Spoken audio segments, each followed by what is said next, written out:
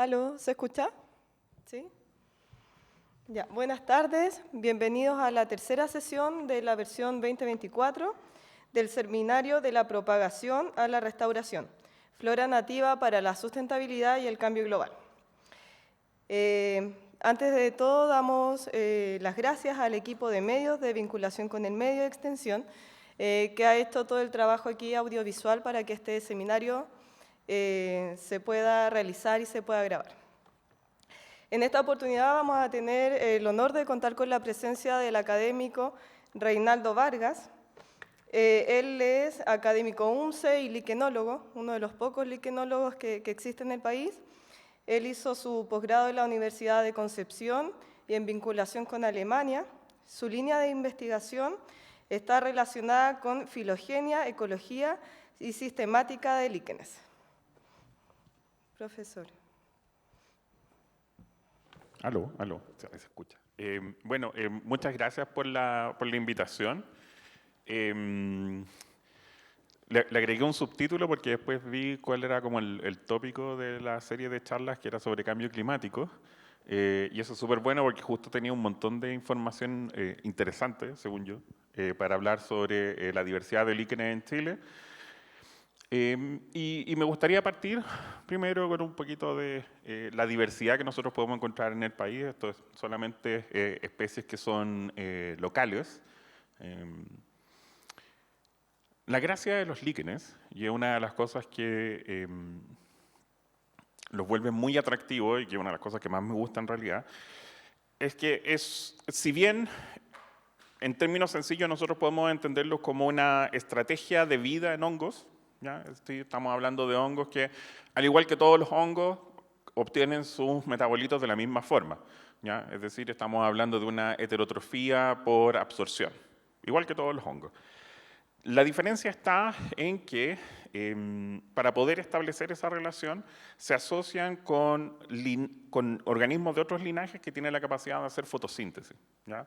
Y proveen mucha de la respuesta a las variaciones en las condiciones ambientales para sus contrapartes fotosintetizadoras, y los excedentes de este presupuesto energético son traslocados hacia los líquenes, hacia el hongo que forma estos talos. Pero esa es la explicación sencilla, ¿ya? Al igual que la mayoría de los organismos, nosotros estamos asumiendo que los líquenes son lo que vamos a denominar en términos muy amplios como un holobionte, ¿ya? Que es el organismo junto con su microbioma que se mueve en el tiempo evolutivo. Pero a diferencia de otros linajes, a diferencia de otros ejemplos, o a diferencia de todos los otros ejemplos en realidad, la intrínseca relación que tienen estos hongos con sus contrapartes fotosintetizadoras, que no es una alga, sino que es una diversidad de algas de distinto origen, porque estamos hablando, cuando me refiero a algas, me refiero únicamente a organismos fotosintetizadores que no son plantas, ¿ya? Y eso incluye desde cianobacterias a todos los linajes dentro de esta bolsa de gato que nosotros denominamos como los protistas. Pero la interacción es tan intrínseca que se generan nuevos aspectos, nuevas morfologías en lo que filosóficamente en ciencia nosotros denominamos como propiedades emergentes, ¿ya? Entonces, los líquenes son el mejor ejemplo de lo que nosotros vamos a entender como propiedades emergentes. Y el concepto que se utiliza mucho para hablar de estos holobiontes, estas unidades de conjuntos de organismos que se mueven en el tiempo evolutivo, es utilizar la noción de líquenes como un ecosistema, ¿ya? Pero no como en el ecosistema, así como el ecosistema de microbiota bacterial que nosotros cargamos en nuestro intestino, sino que, porque por ejemplo nosotros si viajamos a otro lugar, probamos nuevas comidas, es muy probable que cambiemos esa biota bacteriana, ¿ya? Y eso deriva, por supuesto, que cada vez que viajamos hay un poco de malestar en algunas ocasiones, o el efecto que tiene, por ejemplo, consumir antibióticos orales con malestares estomacales asociados, ¿ya? Pero el recambio de ese microbioma, si bien genera modificaciones en cómo yo voy a poder interactuar con el medio, no cambia mi aspecto generalizado, más allá de, si es un caso muy grave, un poco de deshidratación y bajar de peso. Pero en el caso de los líquenes, el cambio en la asociación implica modificaciones que son expresadas a nivel del fenotipo, ¿ya? Y hay expresiones que se modifican también en la expresión de la química secundaria del grupo, ¿ya? Entonces, Es tan impactante esto que cuando nosotros siempre pensamos en líquenes y como el ejemplo típico que se utiliza para tratar de explicar lo que son los líquenes, se denominan como organismos que son simbiontes, ¿ya? Pero en el sentido clásico, en el sentido de Schwenderer de 1869. Ese concepto de simbionte se crea para explicar la naturaleza dual de los líquenes. Y de ahí en adelante siempre nos hemos quedado con la idea de que simbionte quiere decir dos cosas que viven juntas y que tienen beneficio mutuo, ¿ya? Que eso en realidad es una simbiosis mutualista. Porque simbiosis, si yo me voy al sentido estricto etimológico, quiere decir solamente que viven juntos, ¿ya?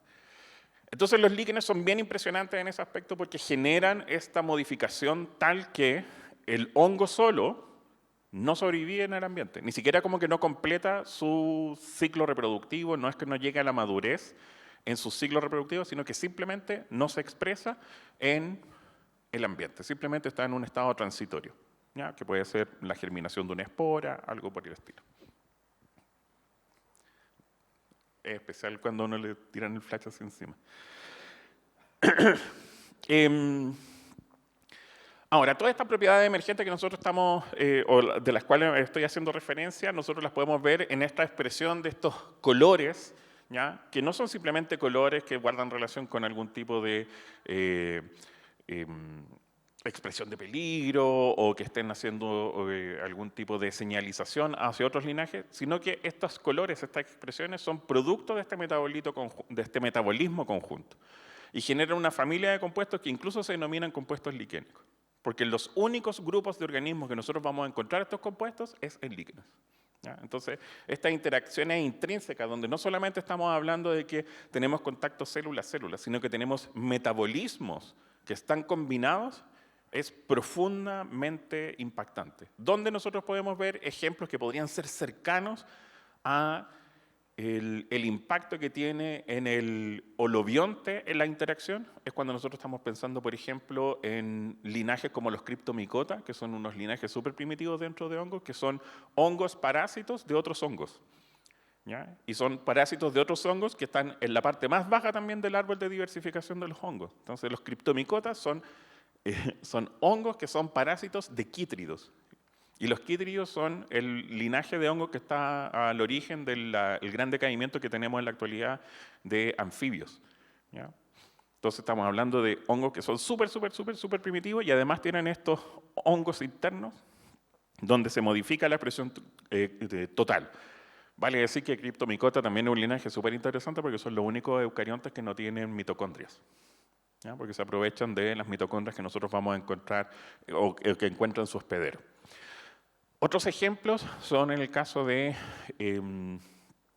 algunos animales marinos que están asociados con microalgas que las acoplan en algunas secciones de sus tegumentos externos para aprovechar que sigan haciendo fotosíntesis. Pero en estos casos también es ligeramente distinto, porque en esos casos nosotros no tenemos que los productos de la fotosíntesis sean traslocados directamente al animal, sino que más bien, al parecer, los almacena como una fuente de recursos para ser absorbidos posteriormente, ¿ya?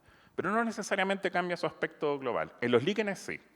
Todo lo que vemos acá son cosas nativas, ¿ya? Acá tenemos Degelia guyana, que es uno de los líquenes más bonitos que tenemos nosotros en el sur de Chile.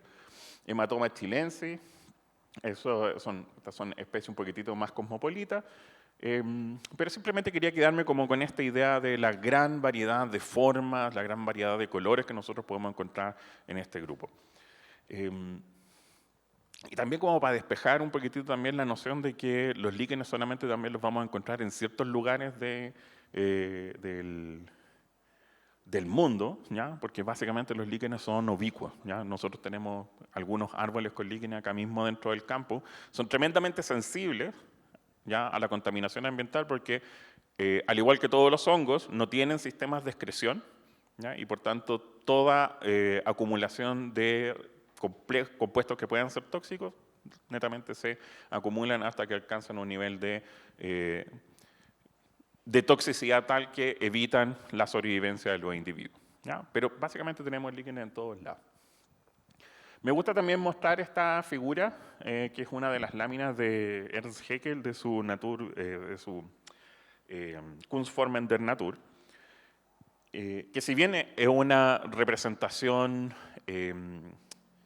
exagerada en cierta medida para fines artísticos, de todas maneras destaca la gran variedad de formas que nosotros podemos encontrar en estos grupos, ¿ya? Y estas formas, vale decir, ¿ya?, no tienen ningún tipo de señal filogenética, ¿ya? Es como cuando nosotros pensamos en árboles, tenemos un montón de familias de grupos de plantas que forman árboles, un montón de familias de plantas que forman estados herbáceos y que no necesariamente están emparentados cercanamente entre sí, ¿ya? Entonces, cuando nosotros vemos líquenes que tienen morfologías como foliosas en distintos lugares, no necesariamente están todas emparentadas entre sí, ¿ya? Son como los hábitos, ¿ya? Son como los aspectos de estos grupos. Y de manera muy sencilla nosotros podemos pensar muchas veces que los líquenes son hongos que han descubierto en cierta medida la agricultura, ¿ya? Esta no es una afirmación súper precisa, ¿ya?, pero sí es una frase que uno puede utilizar como para compartir un poquitito cuál es la estrategia que están siguiendo estos hongos para sobrevivir. Hay otros más puristas que trabajan más por la orientación de los fotobientes y hablan que los líquenes son algas que aprendieron a hacer arquitectura,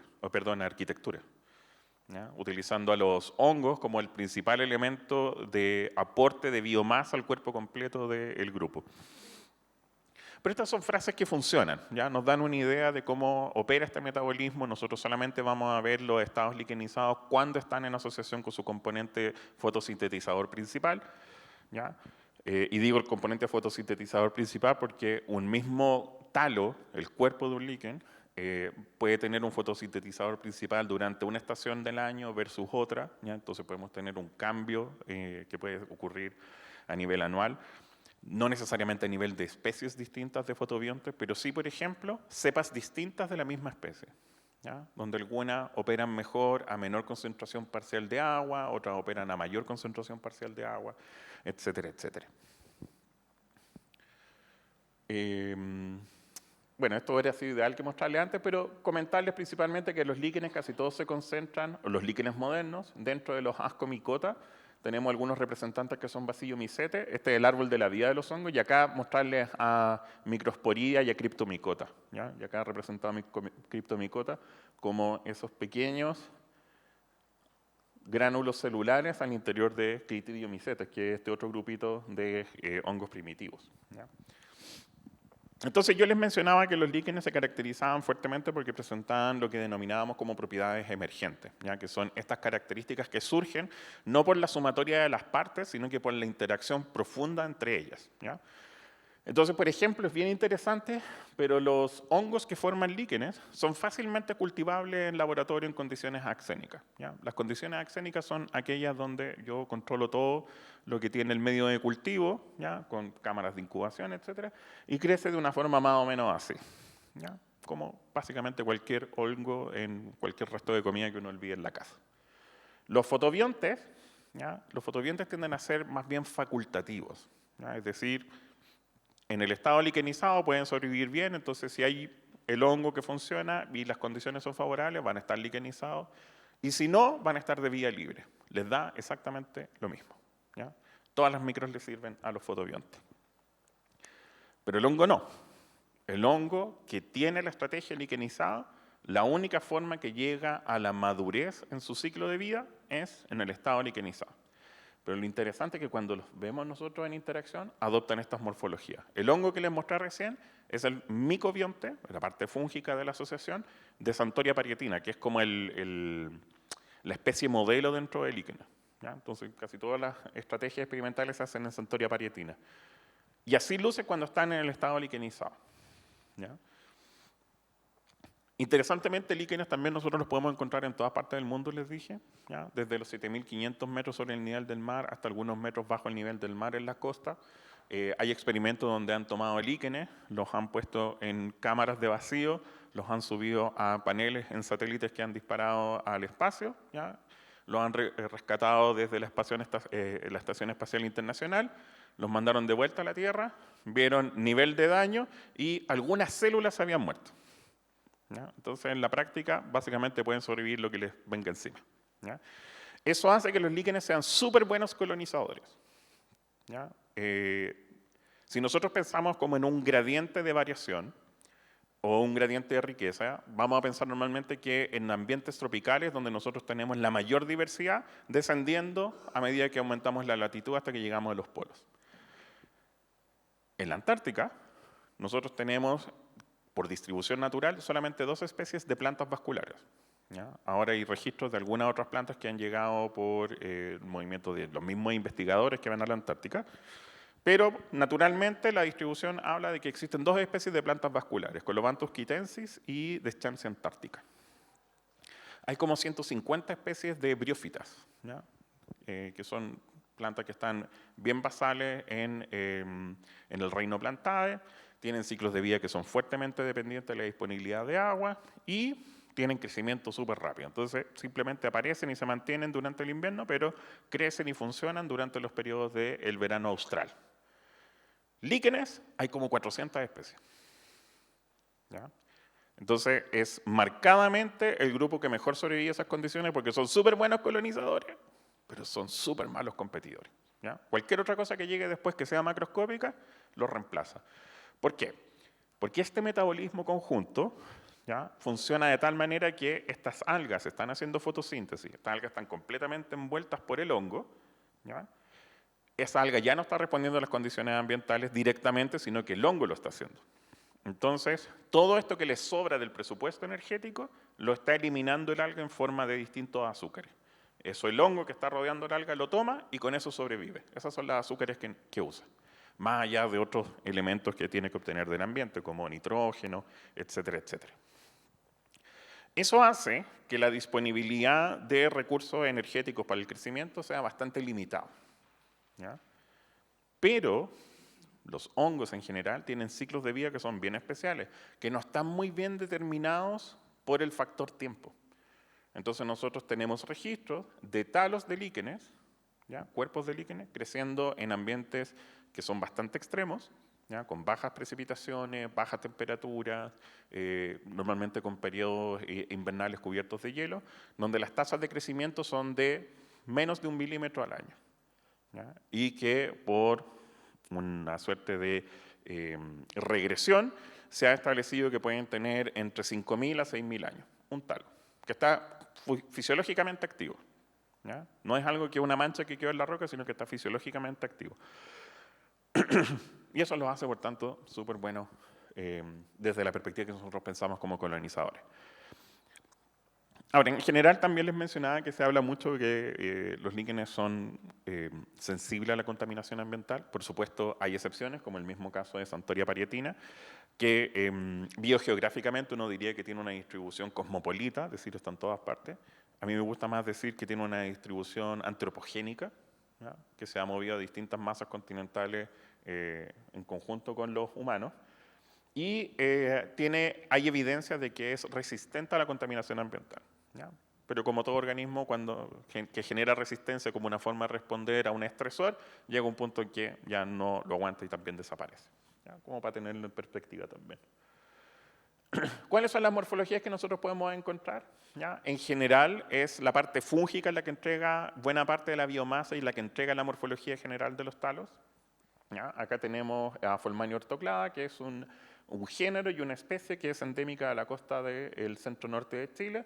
Probablemente llega hasta el sur de Perú, pero no hay evidencias de su presencia, ¿ya? Es una estimación que se asume dada la semejanza a las condiciones ambientales. Y lo que está acá arriba es un líquen que está formado por un basidiomycetes. Los basidiomycetes son todos aquellos hongos que forman setas, como para que se hagan una idea general, ¿ya? Ese no es el carácter definitorio, el carácter es que hacen esporas meióticas en estructuras que se denominan basidios de manera externa, ¿ya? Eso es lo que define el grupo. Pero en general, si nosotros queremos tener una imagen mental de lo que es un basidiomycetes, son aquellos que forman setas, ¿ya? Y en este caso nosotros tenemos que todo el talo, el cuerpo vegetativo, es toda la parte que se ve acá blanquecina, que está encima de una roca, y estas estructuras, lamentablemente quizás en la fotografía no se nota mucho, están ligeramente levantadas de la roca, ¿ya? Y en ellas se están produciendo las esporas sexuales, ¿ya? Ahora, por supuesto, esto lleva a la pregunta de, bueno, ¿cómo está ocurriendo esta reproducción? En el caso de los líquenes, y lo que estamos viendo acá, y estas estructuras redondeadas que se ven ahí, y si vuelvo atrás, perdón, por ejemplo, estas estructuras redondeadas, ahí es donde se están produciendo las esporas sexuales del hongo. ¿Ya? Los organismos unicelulares, particularmente organismos unicelulares fotosintetizadores, tienen ciclos de vida que normalmente incluyen reproducción sexual y reproducción asexual. ¿Ya? La reproducción sexual con producción de gametos, estos gametos se fusionan, forman un cigoto y ese da origen nuevamente al ciclo. Pero resulta que la reproducción sexual en el presupuesto energético de los organismos es cara. ¿Ya? Voy a asumir que todos saben acá harto de biología, entonces cuando nosotros estamos pensando en reproducción sexual a través de un proceso que denominamos la meiosis, nosotros sabemos que esos son dos procesos incompletos de mitosis acoplados una a la otra.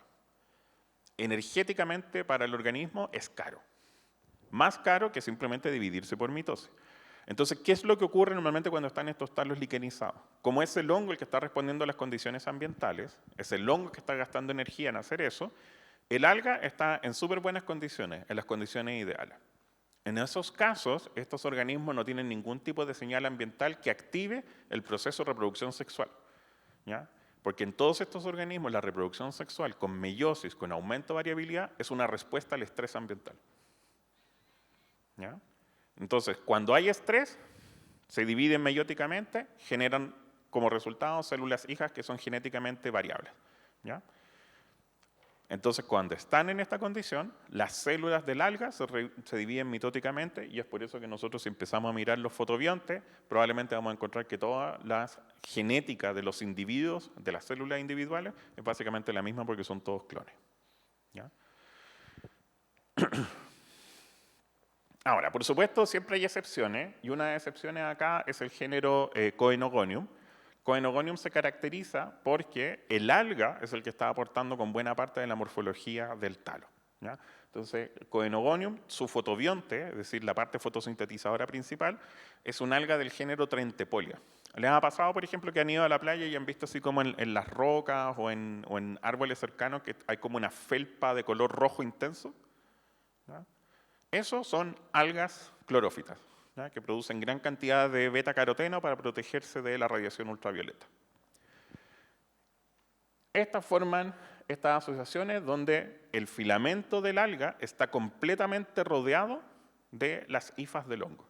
¿Ya? Entonces el alga es la que entrega la mayoría de la morfología.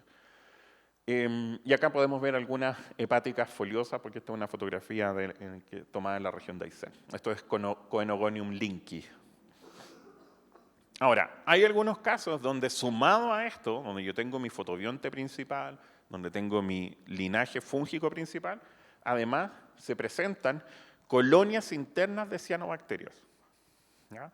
Y esto es súper interesante porque esto ocurre principalmente en algunos representantes de líquenes que viven en ambientes que son fuertemente restrictivos en la disponibilidad de recursos ambientales. Entiéndase, por ejemplo, zonas de retroceso de glaciares, ¿ya? Donde ha retrocedido el glaciar, las rocas quedan completamente cubiertas. Tenemos, por supuesto, colonización rápida por organismos que son procariontes, bacterias, hongos pequeños, etc. Es decir, una diversidad que nosotros no podemos observar a ojo desnudo.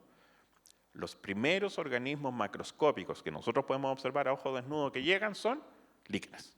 ¿Ya? Y estos líquenes son bien especiales porque el hongo, ¿ya? Se establece en conjunto con una alga verde. Ya las algas verdes en general son menos eficientes que las cianobacterias para capturar luz para hacer fotosíntesis, pero su fotosíntesis es más eficiente. ¿Ya? Pero las cianobacterias, junto con hacer fotosíntesis y aportar fotoproductos, tienen otra característica, particularmente las de algunos linajes de cianobacterias como el género Nostoc. Y es que son capaces de fijar nitrógeno ambiental a vías orgánicas. Entonces estamos pensando acá, este líquen vive en una roca que ha estado cubierto por varios milenios, ¿ya? Esa roca se descubre y no hay ningún tipo de traza de materia orgánica que pudiera utilizar para obtener, por ejemplo, nitrógeno o fósforo u otros oligoelementos. Entonces, la asociación con estas cianobacterias favorece que el nitrógeno que está en la atmósfera sea precipitado hacia vías orgánicas. Pero esto no es una casualidad. ¿Ya? Consistentemente, representantes del género Placopsis son descritos en poseer siempre estas estructuras que se denominan cefalodios. ¿Ya? ¿Por qué hago esta caracterización o hago el énfasis en esto? Porque ya no se trata la presencia de esta tercer bionte como una casualidad, ¿ya? Sino que se trata de biontes que son constitutivos, forman parte de la unidad evolutiva que sujeta a presiones ambientales que vamos a entender que es Placopsis quintuplacata. ¿Ya?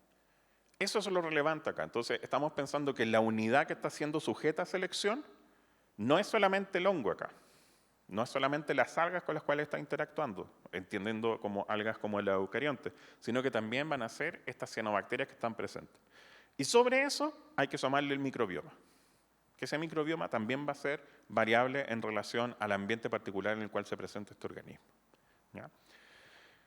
A eso me refiero con la relevancia que tiene esta idea de las propiedades emergentes. ¿Ya? Porque estas algas solas probablemente todas están presentes ahí. ¿Ya? El alga que forma este líquen, que es un representante del género, no me acuerdo, no es Trebuxia, es hoy no me puedo acordar. Bueno, no importa. Este líquen se asocia con un género particular de algas verdes, que son unicelulares. Esas algas verdes están en el ambiente. ¿Ya? Y se asocia con estas algas procariónticas del género Nostoc, que también están en el ambiente. Pero ninguna de ellas por separado adopta estas morfologías que nosotros podemos ver constitutivamente que forman el cuerpo de Placopsis quintuplacata. Es tan consistente que yo puedo utilizar una clave de identificación para reconocer a la especie. ¿Ya? Y eso quiere decir que esto está presente en el espacio-tiempo de manera consistente. Eso es lo relevante. ¿Ya? No es que únicamente cambien la identidad de los biontes y va a cambiar la identidad de la especie, sino que es en el conjunto donde se expresa la identidad del individuo, ¿ya? Con todos los conflictos que implica asumir la presencia acá de un individuo, particularmente en hongos, ¿ya? Y la delimitación también de esta idea que estoy dando sobre especies. Ahora, ¿cómo se pueden presentar estos? De distintas formas, ¿ya?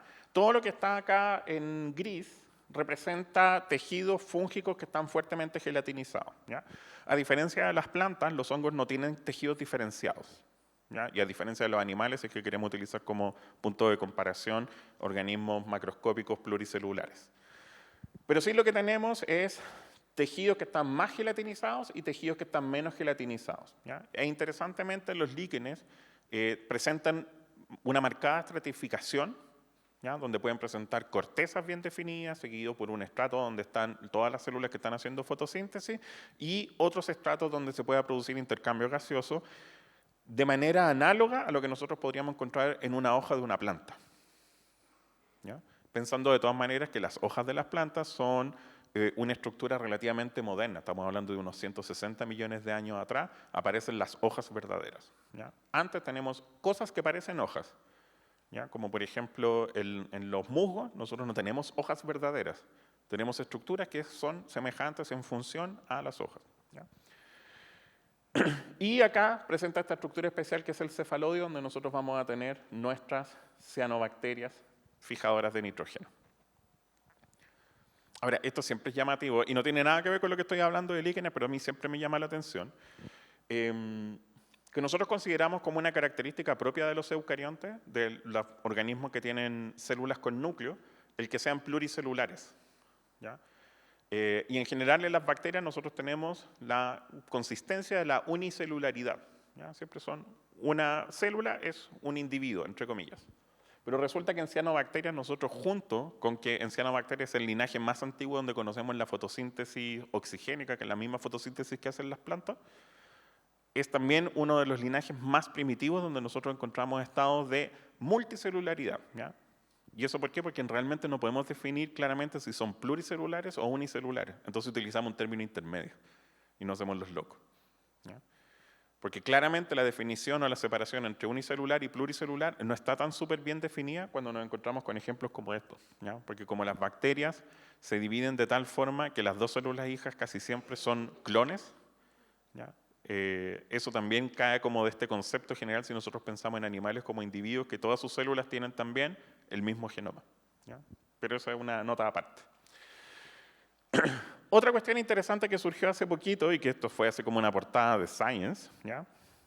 Es el descubrimiento de un segundo set de hongos que son constitutivos en la formación de los talos, ¿ya? La historia de este trabajo es súper bonita, ¿ya? Porque a la gente que lo publicó, donde está el Toby Sprieville y gente de la Columbia Británica, les tomó como 10 años construir este trabajo, ¿ya? Y yo sé que a todos les ha pasado que alguna vez, si trabajan en ciencia, han leído de repente algún artículo en Science que tiene una portada súper interesante y el artículo es súper nada, ¿ya? En este caso es uno de esos escasos artículos donde uno lo va leyendo y uno va pensando, pucha, ¿y habrán hecho esto? Y en el siguiente párrafo te cuentan exactamente lo que tú estás pensando, ¿ya? Y afortunadamente, bueno, esta gente yo la conozco y tuve la posibilidad de ver cómo ellos en un lapso de como 10 años fueron presentando en distintos congresos los avances de esta investigación, ¿ya? Y que todo surge como algo muy sencillo. El autor principal empezó a trabajar en el Forestry System en Estados Unidos, que el Forestry System es como CONAF en esteroides, ¿ya? Porque ellos tienen su propio sistema de investigación, tienen sus científicos, hacen seguimiento de 30 años de bosques, etcétera, etcétera. Y estaban haciendo un inventario de líquenes y encontraron 2 especies, ¿ya? Morfológicamente 2 especies, la clave nos daba 2 especies, ningún problema.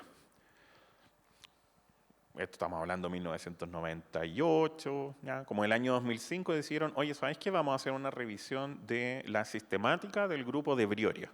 Ah, acá tenemos 2 especies, vamos a tomar ADN. El ADN que les dijo que los hongos que formaban estos 2 líquenes era exactamente el mismo. Y era así como, esto claramente tiene que ser un error, porque son fisiológicamente y morfológicamente distintos. ¿Por qué digo fisiológicamente?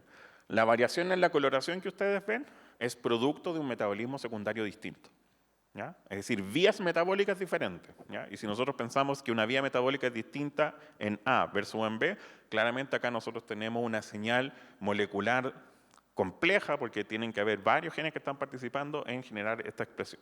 Perfecto.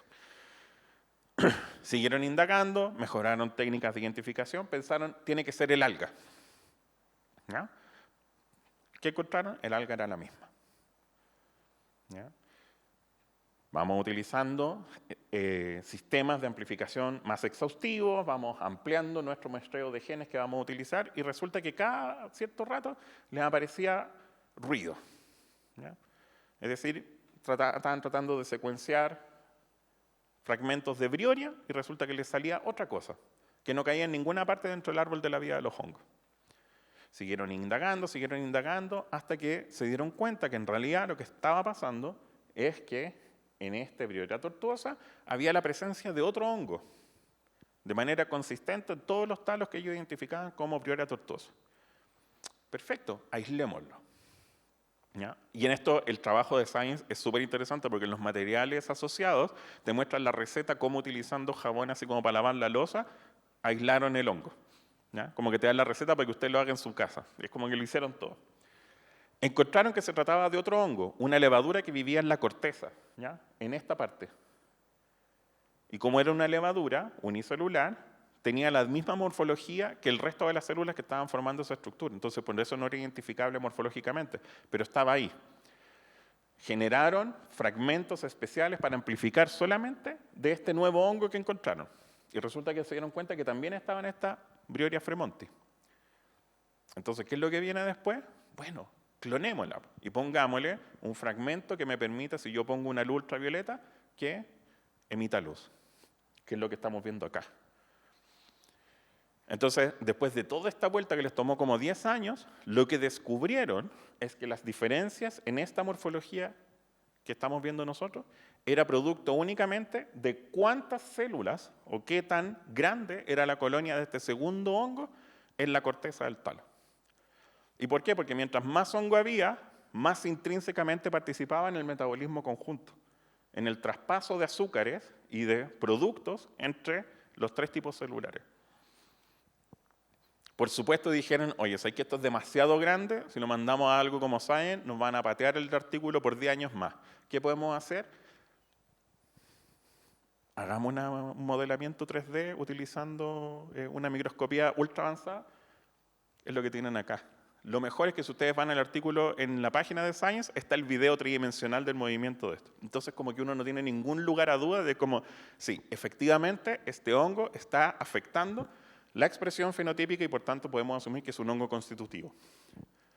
¿Qué es lo siguiente que uno pensaría? Bueno, ¿y si está en este, estará en otros líquenes? Entonces, como esta gente lo había pensado todo, efectivamente hicieron un screening a lo largo de todos los linajes donde nosotros tenemos hongos liquenizados y encontraron que en cerca del 90% de ellos había presencia de este hongo, ¿ya? Que corresponde a un orden nuevo, es decir, hongos que no se habían descrito, pero a nivel de orden, así de tan profundo y diversificado estaba, como con 20 especies nuevas, ¿ya? Entonces este trabajo de Science uno lo ve y es como satisfactorio, porque uno termina de leerlo y es como, sí, ya, está bien, este gallo lo hizo. Se ganó todos los premios, todos los reconocimientos de la comunidad, etcétera, etcétera. Pero eso es lo bonito, que algo tan sencillo que partió únicamente con ver estas especies distintas en terreno, ¿ya? Lleva al descubrimiento de un cambio básicamente en la percepción que nosotros tenemos de cómo están construidos estos organismos, ¿ya? No únicamente como la participación de otros hongos que sean facultativos, que pueden o no estar, sino que la presencia constitutiva, que forma parte de la unidad de este hongo extra, ¿ya? Y esto lleva, por supuesto, a concepciones nuevas, donde nosotros ya nos olvidamos de esta idea de que los líquenes están formados por 2 partners solamente, el hongo y el alga, y más allá también del hongo y el alga y su microbioma, sino que además nosotros tenemos el hongo, los otros hongos constitutivos, tenemos el alga principal, las otras algas constitutivas, el microbioma y además el filtro ambiental. Porque da lo mismo que yo tengo un microbioma si ese microbioma no es funcional en el ambiente particular donde estoy. Entonces eso vuelve que es esta comunidad entera la que es seleccionada generación a generación para tener descendencia y generar nuevos talos, ¿ya? Que es completamente distinto a pensar a los líquenes como un organismo unitario, ¿ya? Que tiene un microbioma que lo acompaña, ¿ya? Sino que acá hay una comunidad que está siendo seleccionada en el tiempo.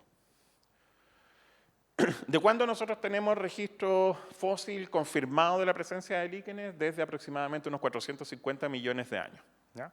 Creo que no tengo una lámina de eso, no, porque ahí ya me salta la exploración en Chile.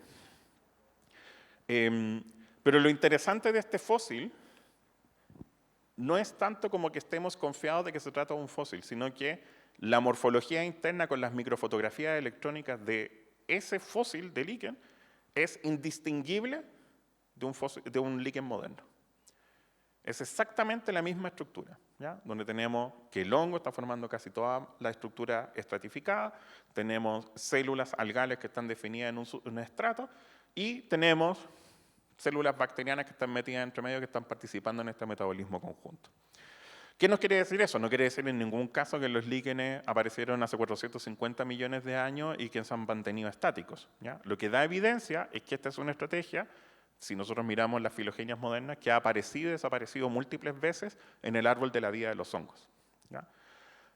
Ahora, que hace 450 millones de años tuviéramos fósiles de líquenes que tuvieran la misma morfología que los líquenes modernos, permite especular, y que esa especulación que se ha dado en la literatura, pero hay poquitas evidencias que lo soporten fuertemente, más allá como de datación utilizando filogenias, de que quizás un modelo de interacción organismo fotosintetizador-hongo pudo haber facilitado la transición hacia el ambiente terrestre. ¿Y eso por qué? Porque acá, en esa barrera, hace 450, 550 millones de años atrás, tenemos el que se llama el evento de oxigenación del neoproterozoico. Y ese evento de oxigenación que aumentó los niveles de oxígeno atmosférico a los niveles que tenemos ahora, guarda relación con la transición de los organismos fotosintetizadores del ambiente acuático al ambiente terrestre, ¿ya? Entonces es posible sugerir, ¿ya? hay evidencia que lo soporta, no mucha, pero la hay, de que un modelo de interacción alga con hongo pudo haber mediado la transición al ambiente terrestre. No estoy diciendo que los líquenes conquistaron el ambiente terrestre y se trajeron a las algas del mar. No, pero suena bien. Pero no es eso, sino que un modelo parecido pudo haber estado al origen de esa transición. El razonamiento es bien sólido en ese aspecto, ¿ya? Considerando que si nosotros miramos cualquier alga moderna, carece de un montón de estructuras y de características que le permitan sobrevivir fuera del agua. ¿Ya? No tienen ningún tipo de tejido diferenciado, no tienen ningún tipo de estrategias celular que les permita sobrevivir a la radiación ultravioleta, no tienen ningún tipo de estructura que facilite o medie el intercambio de agua o el intercambio de gases. ¿Ya? Todo lo hacen directamente con el agua. ¿Ya? En cambio, la planta más primitiva moderna ya presenta diferenciación de tejido, presenta cubiertas especializadas, presenta melaninas, por ejemplo. ¿Ya? Evolutivamente sabemos que los hongos inventaron las melaninas antes que las plantas. Entonces, es plausible quizás pensar que un modelo así pudo haber colaborado. Ya, me gustaría hablar un poquitito de la historia, quiero saber la hora, porque, ya. Un poquitito de la historia de la exploración en Chile. No me voy a detener mucho porque en realidad es bien saltatorio, pero sí hay algunos hitos que a mí me gusta destacar, como por ejemplo que el registro conocido más antiguo de una colecta de líquen en un territorio que potencialmente pudo ser considerado como de Chile, es de 1690 por George Handisi, que hizo colectas de líquenes en alguna zona no determinada del Estrecho de Magallanes. ¿Ya? Porque la muestra lo único que dice es Estrecho de Magallanes. En 1690 no había una definición clara de los límites ahí. ¿Ya? En la actualidad Chile es el dueño de toda la zona costera del Estrecho de Magallanes, así que uno dice ya Chile, pero al menos de la zona. ¿Ya? Entonces estamos asumiendo que desde ese periodo tenemos conocimiento de la presencia de estos grupos. ¿Ya? Luego Philibert Commerson, por ahí por 1767, ¿ya? Que es medio impreciso porque hizo un paso por el sur de Chile durante ese periodo, particularmente en el Estrecho de Magallanes, también tiene algunas colecciones antiguas que esas también están en el British Museum. Y después ya nos saltamos hacia el siglo XIX, ¿ya? Fuertemente al siglo XIX. Y ahí nosotros tenemos a personajes como Carlos Bertero, que colectó exhaustivamente, Federico Yoho, que lo hizo en una escala un poquitito menor, y únicamente acá menciono honrosa a Charles Darwin, porque en algunas de sus paradas que hizo en Chile, hizo menciones en sus diarios de la presencia de líquenes, con puros nombres equivocados, pero no importa. ¿Ya? La gracia es que uno puede decir, no, Charles Darwin colectó líquenes. Hay un sitio en particular, sí, de las paradas de Charles Darwin que lo hizo en las cercanías de Iquique y que él habla de un oasis de neblina. ¿Ya? Y no es impreciso dónde fue porque él dice simplemente que subió la loma.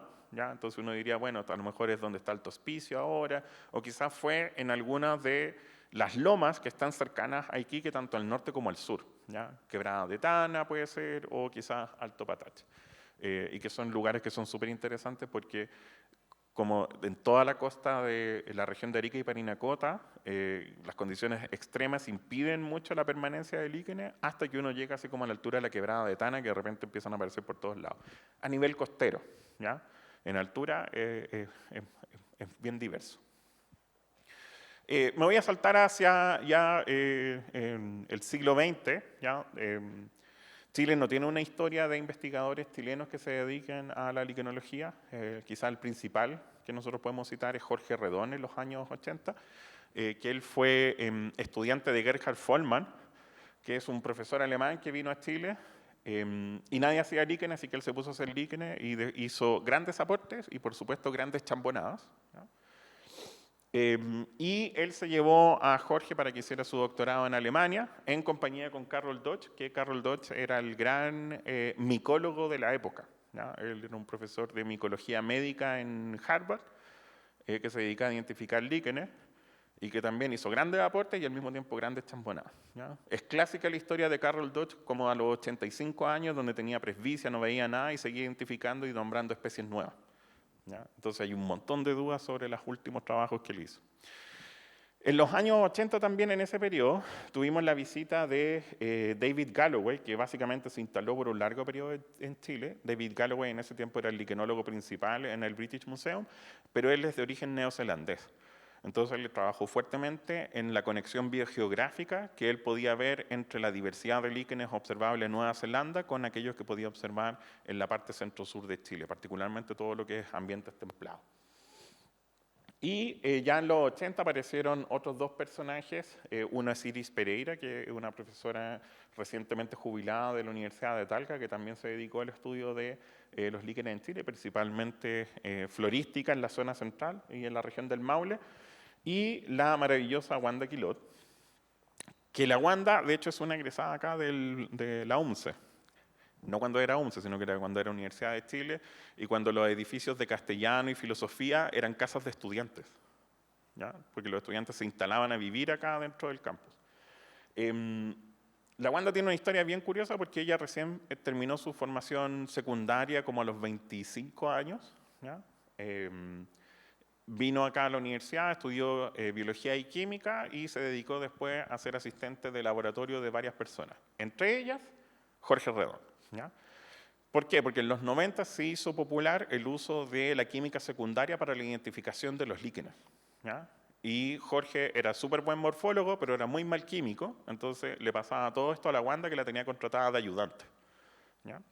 Y la Wanda ahí encontró un nicho y se dedicó a trabajar en química de productos naturales de líquenes. ¿Ya? Y se convirtió en referente mundial. ¿Ya?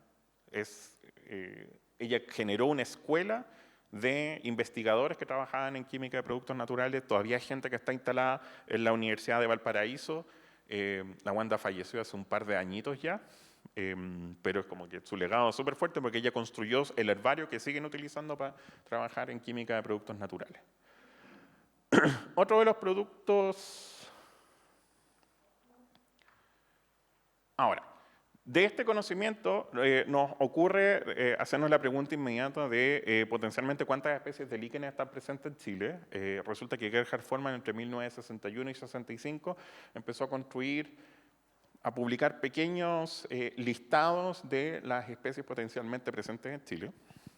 Vale decir, Gerhard Vollmann, curiosamente el año 73 se va de Chile con casi todas sus colecciones, se devuelve a Alemania. ¿Ya? Entonces, mucha de la información que él compiló está diseminada entre el Jardín Botánico de Berlín, está entre la colección de Colonia, está en Kassel, está en varios lados. Y en el año 95 se publica el libro, que es un libro seminal para el estudio de la diversidad de Chile, que es el Diversidad Biológica de Chile, que es este libro que generó la CONAMA en 1995. Y que hace una revisión súper exhaustiva del estado del conocimiento de los líquenes en Chile. ¿Ya? El heredero natural de esos textos son estos los Biodiversidad de Chile, de Patrimonio y Desafíos del Ministerio del Medio Ambiente. ¿Ya? Pero hay muchos capítulos de estos nuevos libros que son bien ligeros, voy a decirlo así, en comparación con lo empacado de información que es este texto de 1995. Y ahí la Wanda hacía la mención de que en Chile habían aproximadamente unas 1.074 especies, año 95. Curiosamente, en 1989, Manuel Maú, que era un profesor de la Universidad de Chile que trabajaba eminentemente con briófitos, publicó un estudio sobre la polución atmosférica en Santiago de Chile utilizando líquenes, ¿ya? Que es un estudio súper interesante, publicado en francés, y él menciona acá este trabajo que se llama La flora liquénica de Chile, con Carroll Dodge. Esa es una de sus referencias.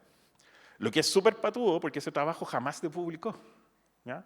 Ese trabajo es un conjunto de notas sueltas que tiene Carroll Dodge en el herbario del Farlow, que es el herbario de Harvard. ¿Ya? Entonces son puras hojas sueltas, pero tuvieron la patudea así como de citarlo. Lo sabemos porque como aparece esto en una cita, con algún colega en algún momento estábamos así como, ¿dónde diantres está este manuscrito? ¿Ya? Y lo que encontramos son las cajas con las hojas sueltas que no están ni numeradas ni no. ¿Ya? Pero lo usaron y está citado, entonces es un punto de referencia que uno debería considerar quizá en algún punto. Por eso decía que Carroll Dodge hizo muchos aportes y también muchas chambonadas. ¿Ya? Ahora, en 1991, David Galloway, este investigador neozelandés con Clodomiro Martí-Corena, ¿ya? Que es uno de los grandes botánicos de Chile de nuestro siglo, generaron este trabajo que se llama la bibliografía de la liquenología chilena, ¿ya? Donde presentan 660 y tantas referencias, donde la de Foster de 87, perdón, es la referencia más antigua de presencia de líquenes en Chile. Más allá de las colecciones que yo les mencioné, porque esas conocemos las colecciones porque están en museos, ¿ya? Pero no están dentro de una publicación propiamente tal. Ya en 1998, David Galloway con la Wanda publican el checklist o el listado sistemático de los líquenes que están presentes en Chile, donde mencionan la presencia de unas 1.400 taxas entre líquenes y, por supuesto, hongos que son parásitos específicos de líquenes, conocidos como hongos liquenícolas, ¿ya? Este trabajo de 1998, ya estamos cercanos a los 40 años de su publicación, ¿o no? ¿Nada que ver? Sí. No, nada que ver, de los 30 años de su publicación, ¿ya? Entonces, claramente esto está súper desactualizado. Está súper desactualizado. Entonces, nos pusimos al trabajo de hacer la actualización, ¿ya? Esto es lo que está en GEVIF, ¿ya? Que es esta plataforma en línea de libre acceso, donde ustedes pueden encontrar este trabajo que fue hecho en conjunto con el Ministerio del Medio Ambiente en la actualidad, ¿ya? Y lo que se presenta en esta lista sistemática, que es una versión preliminar porque no está finalizado, es al día de hoy, porque lo revisé hoy día en la mañana, este listado tiene 2.191 taxas en 2.081 especies, el resto de los otros taxas son variedades y subespecies, 469 géneros, 117 familias, 52 órdenes, 11 clases, ¿ya? Es esperable que este catálogo lo termine en algún momento de este año para que sea publicado ya, porque lo que está en línea es del año 2020, entonces llevamos ya los últimos 4 años finalizando los detalles, porque la idea es que el catálogo quede bueno. El conflicto, por supuesto, es que cada vez que uno termina un catálogo, inmediatamente está desactualizado, ¿ya? Pero la idea es ponerlo lo máximo al día. ¿Cuál es el gran problema que surgió cuando empezamos a trabajar en esto? ¿Ya? Que se nos vino la pandemia. Entonces, justo para este proyecto, me había conseguido plata para visitar colecciones botánicas, qué sé yo, vino la pandemia y me tuve que guardar la plata en el bolsillo, se acabó el periodo del proyecto, es como, bueno, no me la gasté, acá la tiene, y ahí quedó en pausa. Entonces, ahora que ya la cosa se ha normalizado un poco más, hemos podido ir actualizando lo que falta, ¿ya? Pero para hacer este checklist también tuvimos que hacer un inventario de localidades, ¿ya? Y una serie de inventarios nuevos nos han llevado a la generación de esta red de puntos de registro de la diversidad presente en Chile, ¿ya? En los mapas que les voy a mostrar hay cerca de 52.000 registros, ¿ya? Pero estos son mapas que están desactualizados hace como un año, ¿ya? Porque ahora son como 56.000 registros. Y lo que presentan básicamente son las zonas únicamente donde tenemos evidencia de la presencia de líquenes, ¿ya? Entonces, por eso también acá hay un poquito de explicación. Por ejemplo, acá hay muchos puntos que están en vacío, donde sabemos que no hay líquenes que hayamos podido identificar, pero también hay un montón de zonas que no han podido ser exploradas, ¿ya? ¿Y eso por qué? Porque todo esto es dependiente de la red de caminos, ¿ya? Uno tiene que ser capaz de llegar. ¿Y eso por qué? Porque ya no estamos en el siglo XIX, donde uno puede decir, ¿sabes qué? Me voy a ir a mostrar un mes en mula, ¿ya? Como lo hizo Scottberg en algún momento, ¿ya? Porque hay que como que pagar las cuentas y hay como una familia que hay que llegar, entonces si yo me voy un mes, ya no llego a la casa, ¿ya? Entonces, ¿el amor a los líquenes o el amor a la familia? Y hay otras zonas, como por ejemplo acá, que representan porciones que están cubiertas de hielo, como los campos de hielo, y acá hay zonas donde derechamente nunca hemos ido, ¿ya? Entonces, por eso hay que tomárselo así como con un poquito de percepción de que hay lugares que no están representados, pero eso no quiere decir que no haya líquenes, sino que no hemos podido acceder a ellos, ¿ya? ¿Dónde se concentra la diversidad? Estos son cuadrículas de 1 grado cuadrado, ¿ya? Nos muestra que existe una gran diversidad a lo largo de la costa del centro-norte de Chile. Ahí esa gran diversidad que está representada ahí es principalmente porque está Cerro Moreno, ¿ya? Porque en las puntas de Cerro Moreno es un oasis de neblina increíble, donde hay cerca de 260 especies de líquenes que están reportadas en un trabajo en 1968. Acá tenemos Fray Jorge, que representa una diversidad completamente distinta a lo que nosotros encontramos alrededor, lo que no quita que, de hecho, la costa del centro-norte de Chile presenta una enorme diversidad de especies. ¿Ya? Es solamente que justo como está Fray Jorge ahí, se dispara. ¿Ya? Tenemos la zona central de Chile. Acá, por supuesto, hay un sesgo de muestreo, porque yo vivo ahí. ¿Ya? Entonces, por eso hay tantas especies representadas acá. Acá tenemos nosotros la Araucanía andina hasta la región de los lagos. Acá, por supuesto, el Nopirén y sus alrededores, porque si uno va a ir a colectar, ¿por qué no va a hacer un poquito de turismo? ¿Ya? Y eso viene de la mano también con lo que nos pasa por acá, donde tenemos acá Magallanes, acá está la península donde vamos a encontrar nosotros a Punta Arenas, y por aquí, oh, qué casualidad, está Torres del Paine. Entonces, pucha, justo sabemos más de la riqueza de ahí que en otros lugares. ¿Ya? Tierra del Fuego, etcétera, etcétera, etcétera. Entonces, tenemos que asumir de que acá tiene que haber un cierto sesgo en los muestreos. ¿Ya? Y nos vamos a hacer cargo de eso, ya no les voy a mostrar. Ahora, ¿cómo se presenta la riqueza por región? ¿Ya? En relación al número de registros, vemos que hay una tendencia al aumento del número de especies. ¿Ya? Pero, por supuesto, acá hay vacíos de información súper grandes. ¿Ya? Es imposible que en la región de O'Higgins tengamos menos de 100 especies. Es imposible. ¿Ya? He hecho muestreos más recientes. ¿Ya? Entonces sabemos que hay más especies ahí, es solamente, como les digo, estos son números que son más o menos antiguos. ¿Ya? Y existe una correlación lineal positiva en el aumento de la riqueza de especies a lo largo de este gradiente latitudinal que nosotros denominamos Chile. ¿Ya? La pendiente es bien bajita, ¿ya? Pero existe una tendencia al aumento en el número de especies. Por supuesto, esto es determinado por el sesgo de muestreo. Noten acá 33-34 grados, de nuevo este es el sesgo de muestreo que se llama Reinaldo Vargas, y el sesgo de muestreo que representa también la presencia del archipiélago de Juan Fernández y Rapa Nui. ¿Ya?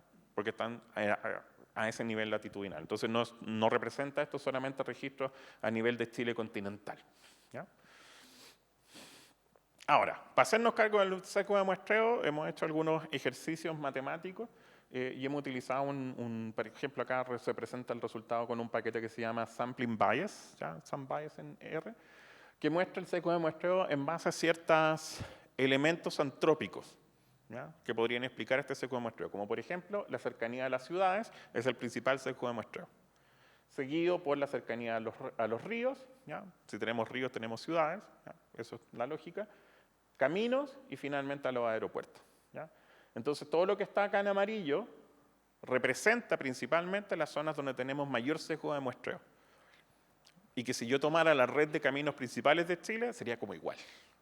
¿Ya? Entonces esto nos está diciendo que el muestreo es inefectivo, pero tenemos solamente algunas zonas donde este sesgo está más marcado. Principalmente acá, porque nosotros sabemos que en esa zona no hay ningún tipo de acceso que no sea en modo turismo-aventura.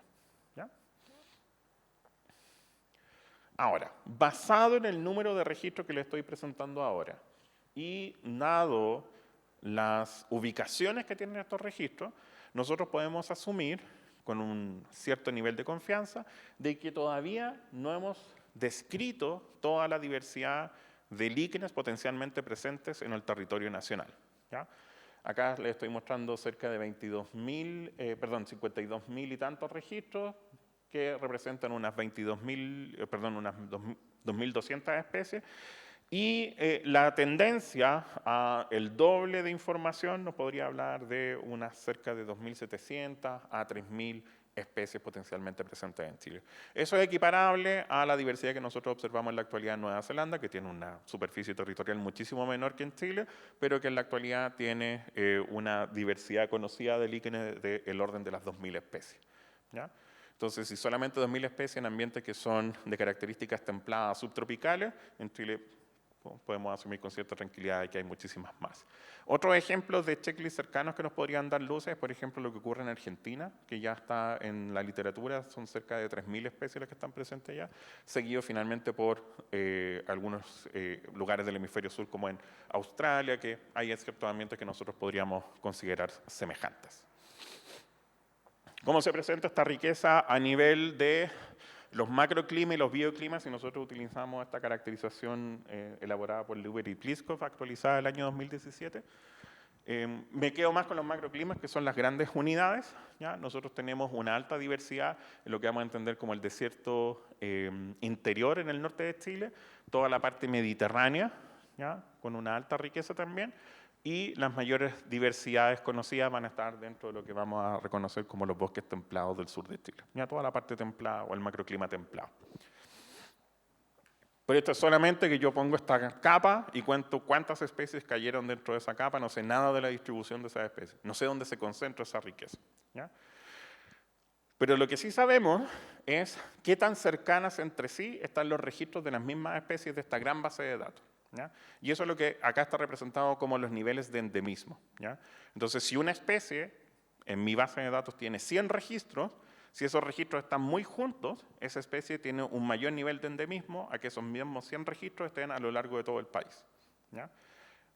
¿Por qué hago la aclaración? Porque no me estoy refiriendo a endemismo como especies que están solamente presentes en Chile, ¿ya? Sino que estoy refiriéndome a endemismos como a nivel de endemicidad desde una perspectiva de la distancia geográfica que tienen los puntos entre sí. ¿Dónde tenemos mayores endemismos? En las zonas donde nosotros reconocidamente sabemos que tenemos mayor diversidad que está localizada, que es la costa y la zona central de Chile, ¿ya? Ahí es donde se presenta este mayor nivel de endemismo. Esto es súper interesante porque si ustedes conocen cómo están los niveles de endemismo a nivel de plantas, ¿ya? El patrón está básicamente igual, ¿ya? Entonces, si en Chile nosotros tenemos una diversidad de plantas que es reducida en relación a la longitud y latitud que tiene el país y el territorio que ocupa, no obstante, mucha de esa diversidad es de especies que son nativas o endémicas, ¿ya? Con linajes que son únicos para la costa o para el territorio nacional chileno. Ahora, por supuesto, como tenemos un montón de registros, uno empieza a ponerse más ambicioso, ¿ya? Entonces, si yo puedo hacer proyecciones como de este estilo, ¿qué pasará si yo me pongo a construir modelos que sean más explícitos en relación a la distribución potencial que puedan tener las especies?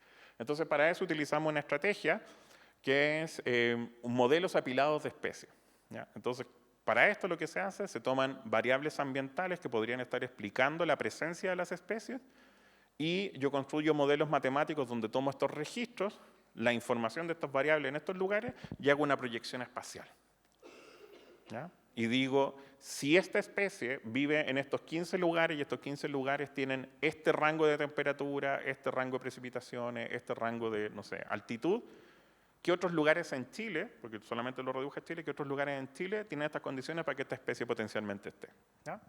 Entonces, es un ejercicio de construir hipótesis individuales para las distintas especies y después proyectarlas y creer que estoy tratando de entender dónde está distribuida la riqueza, ¿ya? Ahora, por supuesto, esto lo quiero publicar, pues entonces bueno, tampoco lo hicimos así como a la ligera, ¿ya? Entonces está construido con 3 algoritmos distintos para cada especie, con 10 repeticiones para cada especie. Entonces, finalmente, cada especie, hice 30 modelos individuales, ya como para las 800 especies que se podían hacer modelos, como 30 modelos individuales y nos quedamos con el modelo más conservado para cada uno, ¿ya? Y con cada uno de ellos hacemos como una capita, que las ponemos todas una arriba del otro, y es igual que cortar una torta de 1000 hojas, ¿ya? Yo corto hacia abajo y cuento cuántas especies tengo la probabilidad de que estén ahí, ¿ya? Y esos son los modelos apilados de especies. Y esto lo que nos muestra es la distribución de la riqueza actual, ¿ya? Utilizando este modelo climático, ¿ya? Porque es importante pensar que a tiempo futuro, o sea, si yo construyo el modelo actual, yo lo puedo proyectar al futuro pensando en escenarios de cambio climático, pero uno tiene que elegir cuál es el modelo climático que va a utilizar, ¿ya? Y ahí la ciencia es más o menos ambigua porque es como elija la que mejor le funcione, ¿ya? Acá yo le estoy mostrando el que se da más bonito porque lo probé con varios, ¿ya? Entonces, son datos, por supuesto, sesgados, pero son para fines de la presentación, ¿ya? ¿Qué es lo que nos muestra? Nos muestra que a un píxel de 1 kilómetro cuadrado, porque esto es bien fino, ¿ya? De 1 kilómetro cuadrado, el píxel con la mayor riqueza nos da cerca de 400 especies. ¿Dónde se concentra esto? En los mismos lugares que hemos estado viendo donde hay mayor diversidad, que es la costa del centro-norte de Chile, zona mediterránea, y luego ya tenemos toda la parte de bosques templados, particularmente la región de Aysén se proyecta, y la región de Magallanes. Esto se condice con la realidad, súper se condice con la realidad, ¿ya? Yo tengo harta confianza en este modelo, en ese aspecto. Por supuesto, Vale decir que de todas formas este modelo está influenciado por el sesgo de muestreo que se da acá en la zona central. Pero si yo comparo este modelo con los modelos de distribución de riqueza que se han construido para otros linajes, como por ejemplo en insectos, por ejemplo en plantas, se solapan súper bien, ¿ya? Entonces, este es un patrón que se está presentando en otros linajes. Entonces nos dijimos, bueno, yo digo nos dijimos, pero que hablo solo, ¿ya? Nos dijimos, bueno, ¿qué pasa si yo proyecto esto a escenarios futuros? ¿Ya? Entonces, se construyeron estos modelos para el año 2070, es decir, bien a corto plazo, asumiendo un escenario de fuerte reducción de los gases de efecto invernadero y otro escenario con seguimos básicamente igual, ¿ya? Vale decir que estos modelos están un poquito desactualizados, al menos lo que estoy mostrando ahora, lo hemos vuelto a hacer con las versiones actualizadas de estos escenarios climáticos, ¿ya? Pero lo que nos muestra esto es que, no sé si ustedes pueden ver que acá como que se ve como un aumento en el número de especies, asumiendo que mientras más claro el color es mayor riqueza por píxel, ¿ya? Se asume un aumento de la riqueza tanto en el escenario de bajo impacto como en el escenario de alto impacto de las actividades humanas en efectos de cambio climático, ¿ya? Y es bien interesante porque, por ejemplo, en una gran cantidad de las especies, lo que se ve es que en el escenario futuro, cualquiera de estos, hay un aumento de los territorios que algunas especies pueden utilizar, ¿ya? Lo que en general, para un modelo de cambio climático, eso es como, oye, eso es súper bueno, aumentó el territorio que potencialmente puede usar la especie, ¿cierto? Pero ahí, ¿cierto? Porque, ¿qué es lo que yo estoy ignorando cuando construyo estos modelos? Estoy ignorando la biología de las especies, ¿ya? Porque yo estoy construyendo mis modelos basados en los lugares donde está esta especie y la información bioclimática del lugar. Pero no sé nada de las especies. ¿Qué es lo que ocurre acá? Estamos hablando de organismos de los cuales nosotros no tenemos ningún tipo de información fidedigna sobre sus tasas de recambio generacional, ¿ya? Entonces, es súper bueno en el papel que de aquí a 30 años, perdón, a 50 años, va a aumentar el territorio que potencialmente pueden ocupar algunas de las especies. Pero eso en ningún caso quiere decir que las especies van a poder movilizarse hacia esos lugares, ¿ya? Lo que sí me está diciendo es que yo tendría que evaluar cuánto del territorio que utilizan actualmente estas especies potencialmente van a poder dejar de utilizar en los lugares en los cuales habitan actualmente. ¿Por qué? Porque los individuos que yo estoy viendo ahora, en estos escenarios de cambio futuro, a corto plazo, se van a morir, ¿ya? Entonces, en realidad, cuando yo veo esto, es como el modelo se ve bonito, pero en realidad el resultado que me está diciendo es súper desastroso. Me está diciendo que la mayoría de las cosas que están acá en la zona central de Chile, con el avance de la desertificación, sus territorios van a desplazarse hacia el sur de Chile. Pero las especies estas no se pueden desplazar, ¿ya? Y las tasas de recambio generacional son súper bajas y muy lentas. Y por tanto, probablemente vamos a tener una gran pérdida de especies. Y vamos a tener además una gran pérdida de biomasa, ¿ya? Es decir, comunidades enteras van a desaparecer. Tenemos sitios acá como en la región de Aysén que potencialmente se van a convertir en refugios de la diversidad, pero la diversidad que se está desplazando desde la región de la Araucanía hacia la región de Aysén, que tampoco es un escenario súper bueno. Lo único que uno podría decir es que, bueno, estos territorios de acá, al menos a la fecha, están intocados, ¿ya? Entonces todavía pueden funcionar como una suerte de refugio hasta la próxima erupción volcánica, ¿ya? Y ahí estamos.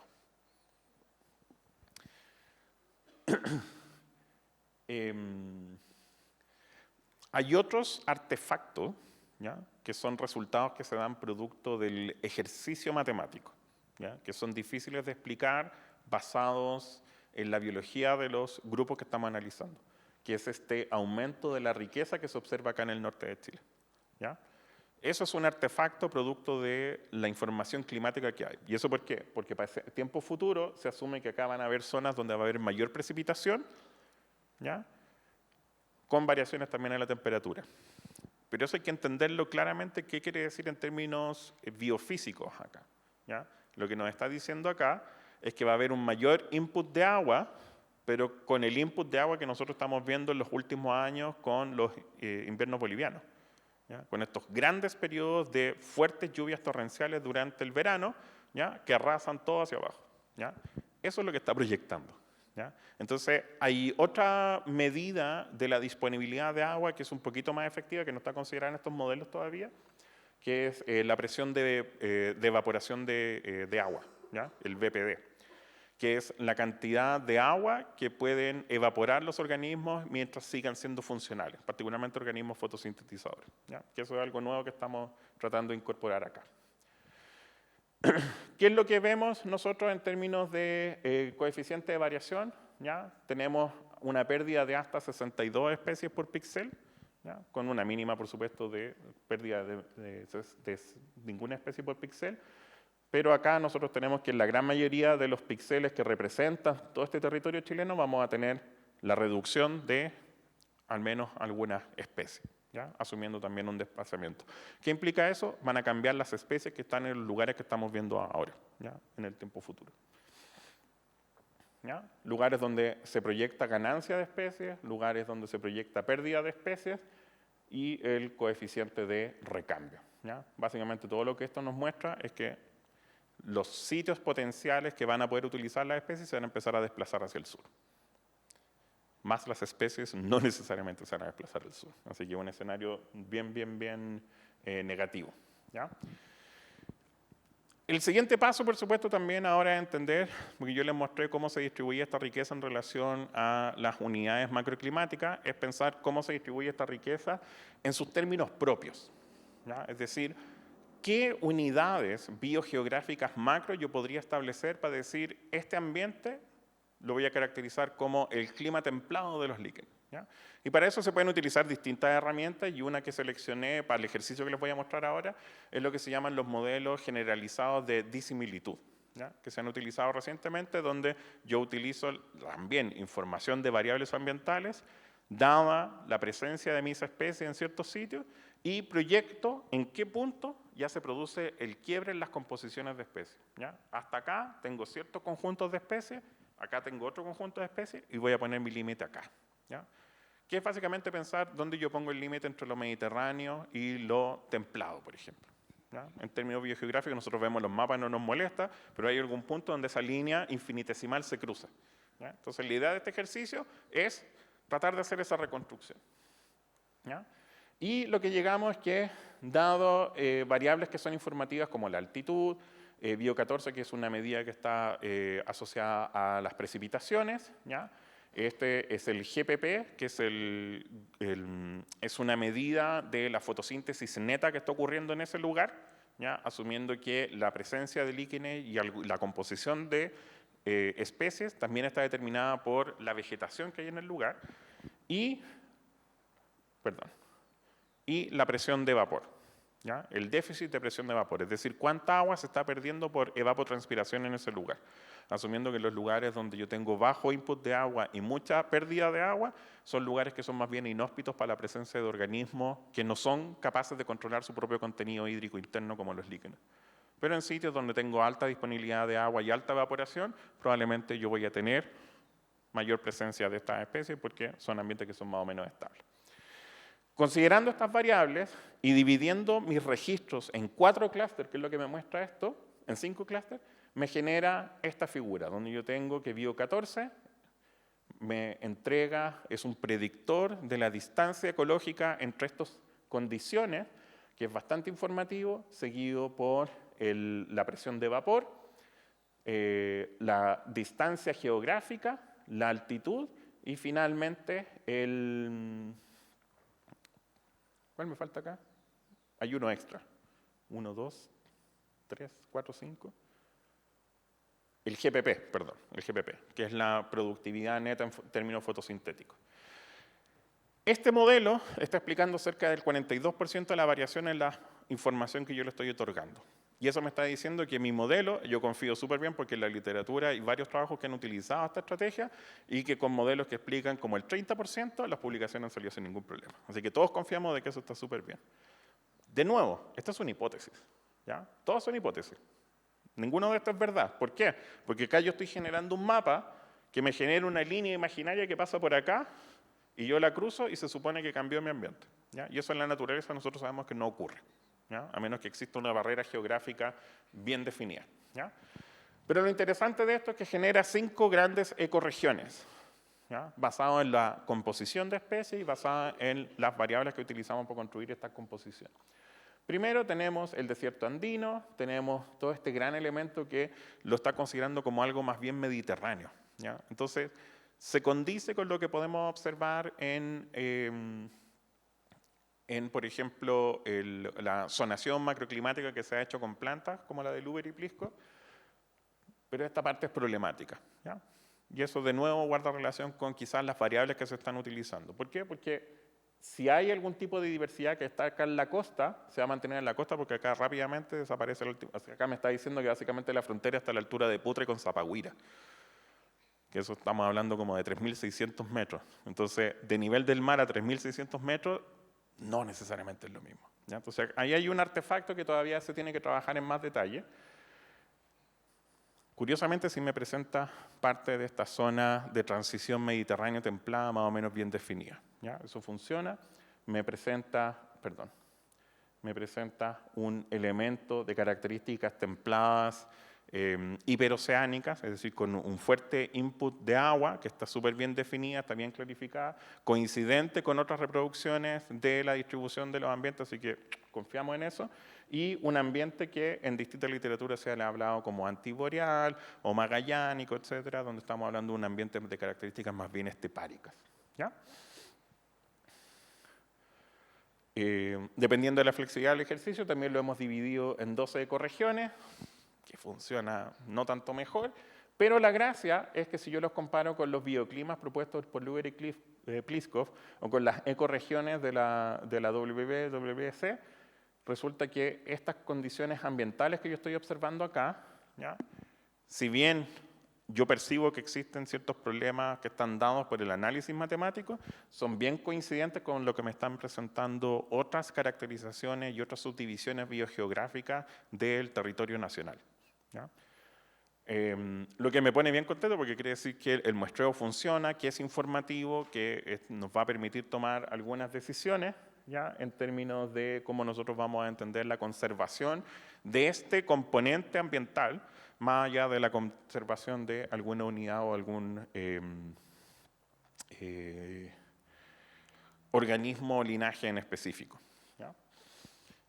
Finalmente, destacar que esto también se condice con una propuesta del año 1976 que emanó de las observaciones en terreno de Jorge Redón en todo su periodo de su experiencia de exploración en Chile. Y lo que quiere decir que, si bien estas interpretaciones que él hizo basadas en su experiencia de terreno y que por lo tanto son fuertemente subjetivas, en estrategias que son más bien objetivas, hasta por ahí, por supuesto, porque hay un sesgo de muestreo, pero que son más objetivas, ¿ya? Los resultados son coincidentes y nos entregan información que podría ser funcional para la toma de decisiones, para elegir, por ejemplo, zonas de conservación donde se considere el elemento del linaje de los líquenes, ¿ya? Para no dejarlo tan árido, algunas fotos de especies, ¿ya? Para el que vino a eso, ahora se las muestro, ¿ya? Simplemente mostrarle algunas especies características que a mí me gustan mucho. Tenemos Santesonia cervicornis, que es un linaje súper interesante. El género Santesonia tiene representantes en la costa Chile-Perú. En Chile está mencionada solamente una especie, hay 2, ¿ya? La otra todavía no la hemos publicado. Es un registro nuevo, no una especie nueva. Y en Perú se han descrito 3 especies, ¿ya? Entonces, en total, Chile-Perú, solamente en zonas costeras, 4 especies. La gracia de esta Santesonia cervicornis, que ustedes ven que está acá creciendo en arena, ese es el ambiente donde está. Entonces, la denominamos nosotros como una especie errante, porque aparentemente cuando germina la espora y se empieza a formar el talo, lo hace alrededor de un grano de arena y después el talo está completamente suelto, ¿ya? Todos han visto los tumbleweeds, así como de la película de vaqueros que sale rodando, ya. Esos son plantas errantes. Nunca las hemos visto rodar con el viento, ¿ya? Pero viven en ambientes donde existe mucho viento. Esto justamente al sur de Iquique, en Alto Patache. El otro lugar donde hay Santesonia, vale decir, es en el desierto de Namibia. Que el desierto de Namibia en África es súper interesante porque es básicamente lo mismo que el desierto de Atacama, ¿ya? está influenciado por una corriente fría costera que viene desde la Antártica, ¿ya? Presenta un ingreso, un input de agua que está mediado eminentemente por nubes, ¿ya? La única diferencia es que en Chile nosotros tenemos el farellón costero enfrentado a la costa, en Namibia está como 50 kilómetros adentro, ¿ya? Pero también tienen especies de Santesonia, entonces está en Namibia y acá Chile-Argentina, Chile-Perú, ¿ya? Chrysotrix pavoni, que son estos polvos amarillos que están por todos lados. Chrysotrix pavoni es una especie nativa, está presente también en Baja California, pero es de amplia distribución. Caloplaca chilensis, que es un endémico de Chile, es un epífito. Es bien interesante porque esos puntitos negros que ustedes ven ahí es una especie de artonia, que es un líquen, pero que es un líquen que es epiliquénico y es parásito únicamente de Caloplaca chilensis. Entonces acá les estoy mostrando dos especies endémicas en una, ¿ya? Entonces tenemos acá Caloplaca chilensis y Artonia díspora, que es el parásito, ¿ya? Y el otro es Roxelina cerebriforme, que está básicamente a lo largo de toda la costa de Chile hasta la zona central, ¿ya? Si uno va así como a Santo Domingo, San Antonio, en estas rocas graníticas, hay unos manchones así como grisáceos que tienen un aspecto de cerebro. Santesonia es Roxelina cerebriforme. Esta es una rareza, sí, pero rareza máxima. Esta es la única especie del género Redonia. Esta es una especie que crece solamente en el desierto de Atacama. Se conoce de 3 localidades. En la localidad tipo, que es en Cerro Moreno. Una segunda localidad, que es en Quebrada de Tana, que es de donde es esta fotografía, que Quebrada de Tana es como 150 kilómetros al sur de Arica, como 100 kilómetros al norte de Iquique. Y de la Reserva Nacional La Chimba. De ahí se conoce, nada más, ¿ya? ¿Cuál es la gracia de esta especie? Que es súper interesante. No sé si ustedes alguna vez han andado por ahí, pero si llegan a andarlo, o como 100 kilómetros al sur de Arica, si uno va por la ruta 5 Sur, el suelo, ¿ya? Es el suelo propiamente tal, es de donde se extraía caliche, ¿ya? Entonces estamos hablando de un suelo que es fuertemente nitrogenado, que tiene un montón de azufre también en distintos lados, y las escasas precipitaciones que han llegado han hecho que se hagan unas formaciones súper especiales como de sales que están elevadas ligeramente del suelo, ¿ya? Entonces, y el viento las limpia, entonces se ven como puros granulitos así, y uno las ve de cerca y se ven exactamente de esa forma, pero son rígidas porque son minerales. Y esta cuestión crece entre medio y tiene exactamente la misma morfología, ¿ya? Entonces, esta fotografía es de como hace 10 días atrás que fui a Quebrada de Tana específicamente a buscar esta cuestión, ¿ya? Entonces llegué a Arica, manejé 2 horas hasta llegar a la Quebrada de Tana, el lugar donde yo creía que estaba, me tomé todo el día para encontrar ese espécimen. Yo me siento pagado, ¿ya? Es súper interesante porque el suelo acá forma como una costra, ¿ya? El talo se está desarrollando sobre esa costra y tiene esta estructura como globulada cerebriforme que se levanta y tiene este pequeño como pedúnculo. Entonces es esperable que el viento arrastre las esporas para su establecimiento. Y es súper loco porque además esto lo encontré justo debajo así como unas torres de alta tensión, ¿ya? Así que es como el lugar es maravilloso y al mismo tiempo completamente desolador.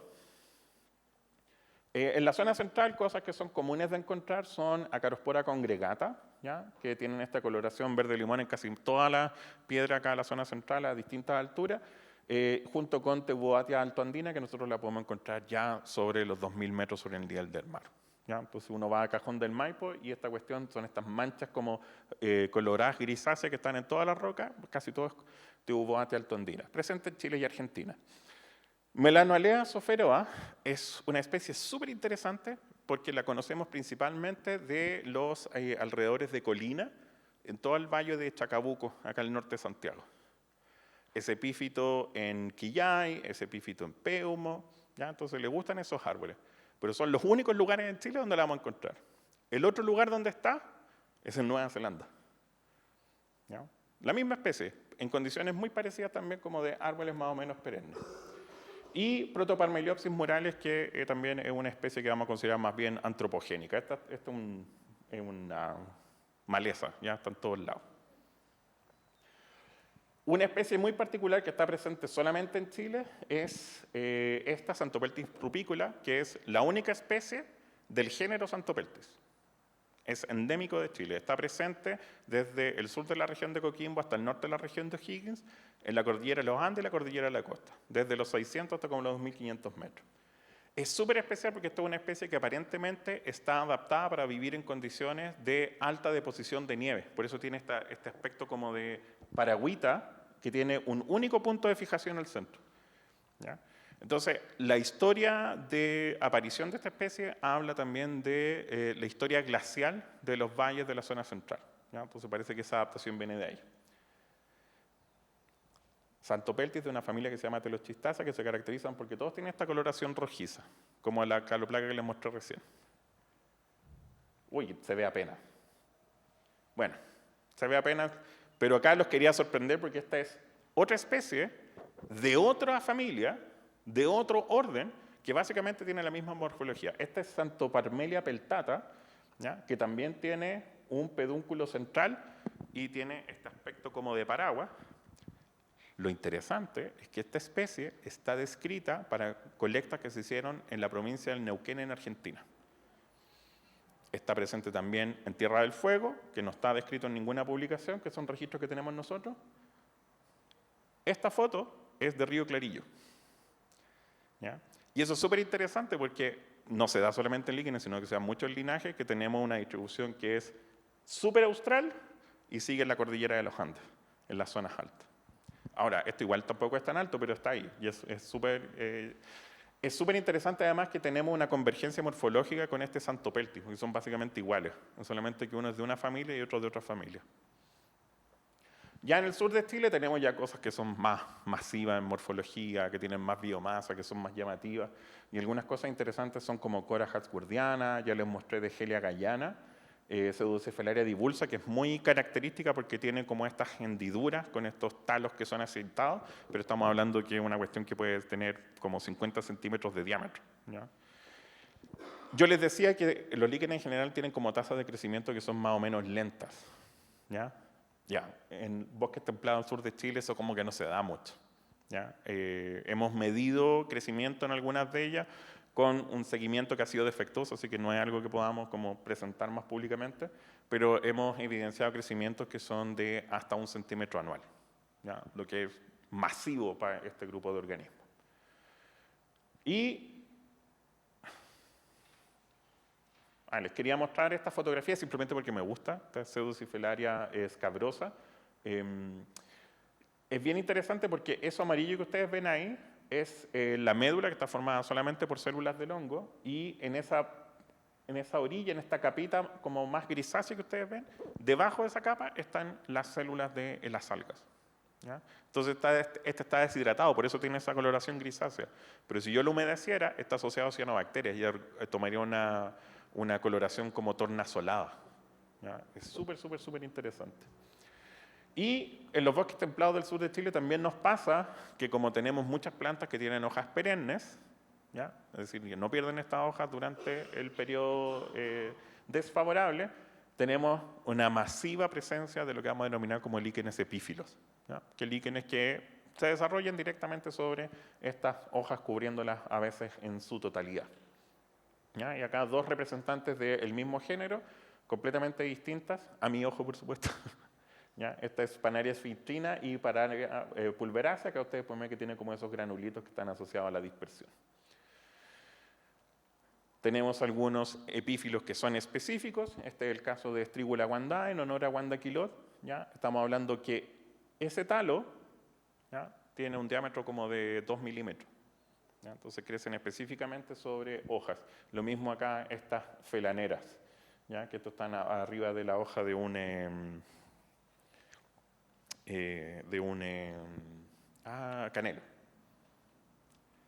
Y tenemos líquenes antárticos, que vamos a hablar de Antártica Marítima. ¿Ya? Si bien estas son especies que son típicas de la Antártica Marítima, en realidad también las vamos a encontrar en Magallanes, particularmente en Tierra del Fuego, en la parte norte.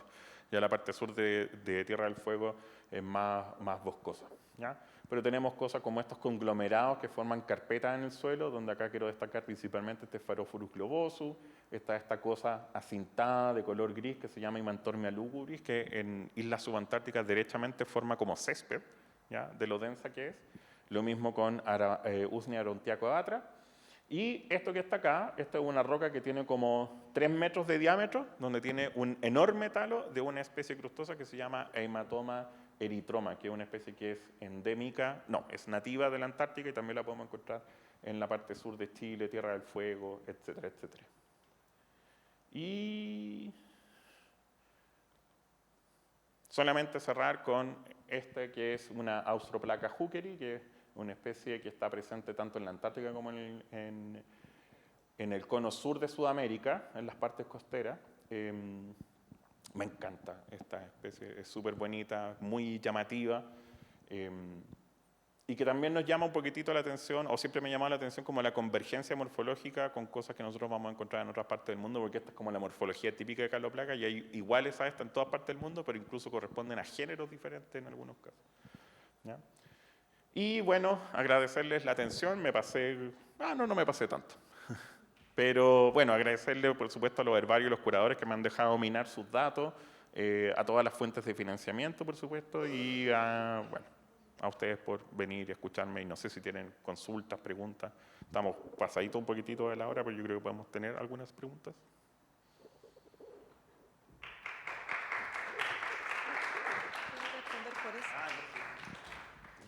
Tenemos el micrófono abierto para preguntas.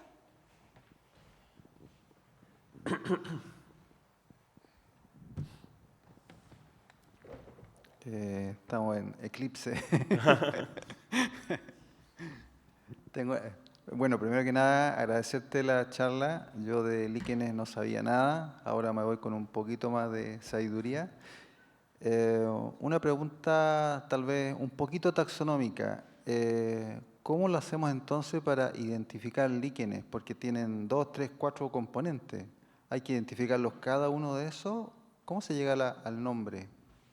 Es una súper buena pregunta, ¿ya? Pero acá yo retomo lo que les conversaba al principio, y que el hábito que nosotros observamos en los individuos es más o menos consistente en el espacio-tiempo, ¿ya? Entonces, por eso yo puedo utilizar claves para identificar a las especies. ¿Cuáles son las características que se utilizan? Por supuesto, todo el aspecto externo, la morfología externa, pero también caracteres que son más bien anatómicos, ¿ya? Entonces, ahí hay una tremenda dificultad porque, por supuesto, después de observar líquenes por los últimos 20 años, hay cosas que yo voy a terreno en el cerro y las veo y sé lo que son. Pero la gran mayoría tiene que ser con trabajo de laboratorio. Y eso es entrar literalmente a picar, porque hay que cortar las estructuras reproductivas, hay que hacer secciones transversales, hay que ver las estructuras reproductivas, hay que ver las esporas, hay que medir las esporas. A veces las diferencias entre las especies son solamente los tamaños y las dimensiones de las esporas. Entonces es un trabajo bien específico que requiere mucho entrenamiento. Ahora, no requiere más entrenamiento, a mi visión, que el trabajo que hace cualquier otro taxónomo, ¿ya? O sea, cualquier persona que se dedique al estudio específico de algún linaje en particular, da lo mismo que el linaje. La única forma que ese especialista sea consistentemente efectivo en la identificación es que tiene que dedicarle cientos de miles de horas de laboratorio y un mínimo de 10 años de estudio para empezar a ser competente en lo que se está haciendo. Eso, por supuesto, no va de la mano con la velocidad a la cual funciona la ciencia en la actualidad, ¿ya? Que se requieren estudios que sean rápidos, que sean consistentes, que uno tiene que publicar 3, 4 veces al año idealmente, y eso no va de la mano con esta ciencia que es más lenta, ¿ya? O sea, yo les mostraba este ejemplo de este trabajo de Science que es súper bonito, que no definieron ningún problema taxonómico en particular, pero ellos, el autor principal, él trabajó mucho tiempo como en sistemática de líquenes, entonces él poseía esta cuestión de que, mira, nos vamos a demorar todo este tiempo, pero lo vamos a hacer bien, ¿ya? Y eso, o sea, es posible identificar, requiere trabajo, requiere un poco de equipo especializado, pero los caracteres tienden a ser consistentes en el tiempo en los grupos. Y la variación que uno pudiera observar, porque está asociado a distintas algas, es parte del rango de variación que uno podría observar en un organismo, en una planta, por ejemplo, que está muy expuesta al sol o poco expuesta al sol. Cae dentro como de ese rango de la amplitud fenotípica. Hola, y también quería dar gracias por la charla, súper interesante y una perspectiva súper amplia de un grupo que es muy poco estudiado, así que muchas gracias por eso. Tengo dos preguntas. La primera, si nos podrías contar un poco de las afinidades biogeográficas de los líquenes de los territorios insulares, si es que son una submuestra del continente o bien están relacionados con otras zonas del Pacífico más occidental. Y la segunda pregunta es, dada la posibilidad de los líquenes de vivir en condiciones extremas, tamaño, el espacio que requiere una colonia, un individuo es mucho más reducido. Una vez escuché algo que no sé si estoy inventando el recuerdo, pero ¿hay evidencia de que hayan existido refugios glaciares en la zona más austral, pero refugios del tipo de una pequeña islita, no isla rodeada de agua, sino que un parche que no tenía hielo y que ahí sobrevivieron el linaje y por eso hay altas tasas de endemismo? Primero, después de la primera pregunta, Darko, ¿cierto? Sí, perfecto, ya, sí. Sí, porque la pregunta de biogeografía de islas era como, ya, sí, ya sé quién es. Conocía tu cara. Sí, hay elementos biogeográficos que están bien definidos. En Juan Fernández tenemos una fuerte similitud con condiciones templadas, al igual que en plantas y en otros linajes. Rapa Nui, por supuesto, es una historia completamente distinta, ¿ya? El problema de Rapa Nui, por supuesto, es que con el cambio que ha ocurrido en el territorio, hay registros, al igual que en plantas, hay registros de líquenes de los cuales no tenemos versiones modernas, ¿ya? Entonces, el último estudio que yo sé que se publicó de líquenes de Rapa Nui es del año 1977, ¿ya? Lo que está súper bien, ¿ya? Eso está súper bien. ¿Por qué? Porque yo tampoco pensaría en este momento en ir quizá a Rapa Nui a colectar líquenes en un territorio que ya está fuertemente impactado, ¿ya? Y que en realidad lo que necesitan es quedarse como tranquilos ellos solos, ¿ya? Sí sería bueno hacer una actualización quizá, ¿ya? Hay un catálogo del año 98 de los líquenes insulares, ya del Pacífico, ¿ya? Y ahí se hacen subdivisiones para varios territorios. Eso incluye Rapa Nui, pero tiene hartos errores ese catálogo en realidad, ¿ya? Y Juan Fernández tiene un elemento propio, hay hartas especies que son endémicas. En los trabajos de Scottsberg, ¿ya? Él colectó y le mandó todos sus materiales a Alexander Saarbrückner, que era el gran especialista del momento en Viena, ¿ya? Y él en las publicaciones de Scottsberg de Juan Fernández y la isla de Pascua describió, no sé, 150 especies nuevas que sabemos que están eminentemente en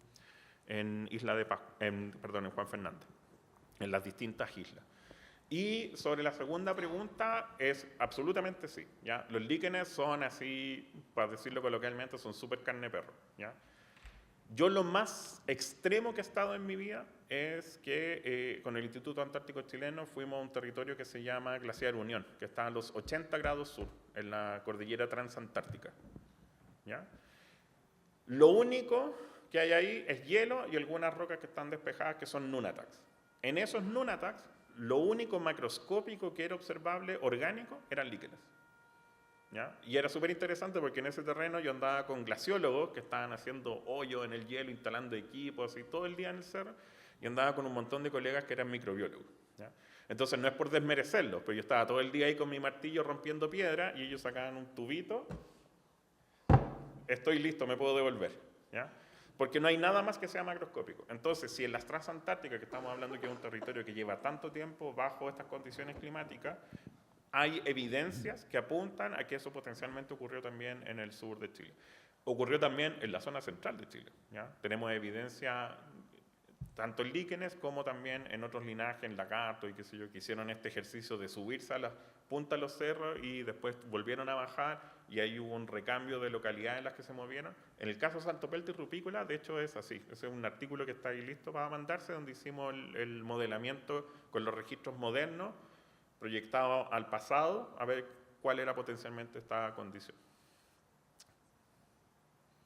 En honor al tiempo, tenemos tiempo para una pregunta más. ¿Alguien que quiera preguntar? ¿Alguien más?